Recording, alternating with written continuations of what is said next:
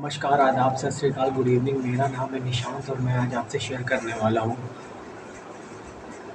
Pharmacy council of India के सदस्य बने संदीप। ब्लैक होल ने दी रिश्ते संभालने की सीख। बिम्ब सांस्कृतिक समिति की ओर से कैसरबाग स्थित राय उमानाथ बलि प्रेक्षागृह में बृहस्पतिवार को निर्देशक महर्षि कपूर ने नाटक ब्लैक होल का मंचन हुआ।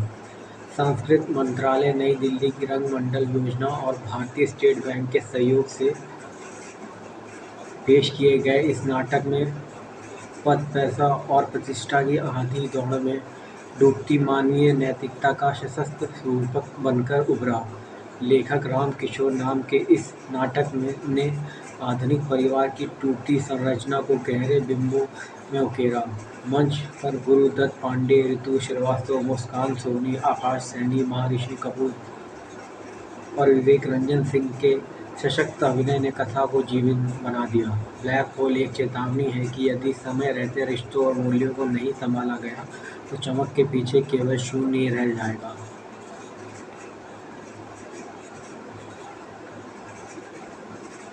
साहब हो गए हैं धृतराष्ट्र। विभाग के एक बड़े साहब इन दिनों धृतराष्ट्र नाम से मशहूर हो गए हैं। वजह है दो खास अफसरों के लिए आंख मूंद लेना। ये दोनों सुबह से शाम तक साहब की कुर्सी के आसपास मंडराते हैं, कानाफूसी करते हैं और विभाग की नीतियां तक अपने हिसाब से तय करा लेते हैं। ठेके से लेकर बड़े फैसलों तक सब कुछ इनके इशारे पर चलता है। नतीजा ये है कि विभाग की कई गुटों में बढ़ चुका है और अंदरूनी खींचतान से आम जनता परेशान हो रही है। मगर साहब को सिर्फ अपनी कुर्सी और आराम की चिंता है। विभाग का क्या होता है, इसकी फिक्र कम ही दिखती है। उधर दोनों खास मुलाजिम मलाई लूटने में व्यस्त हैं और साहब सिर्फ नाम भर के मुखिया बनकर रह गए हैं।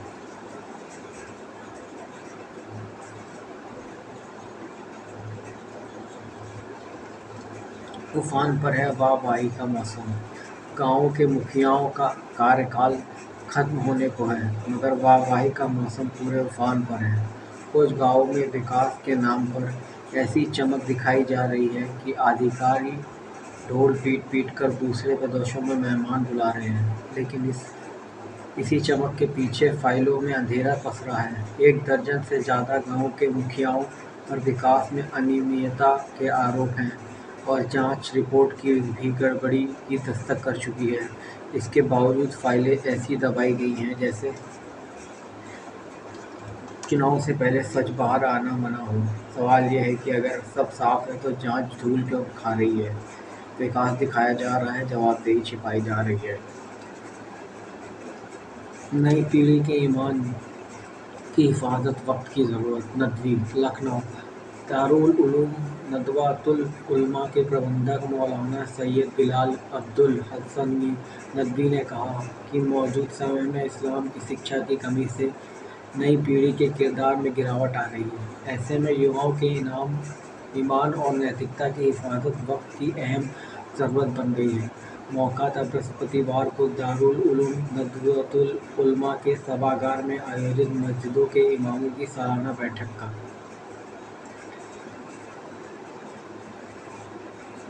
इससे पहले कार्यक्रम का आगाज़ करी रियाज अहमद मजहरी नदवी ने कुरान की तिलावत से किया।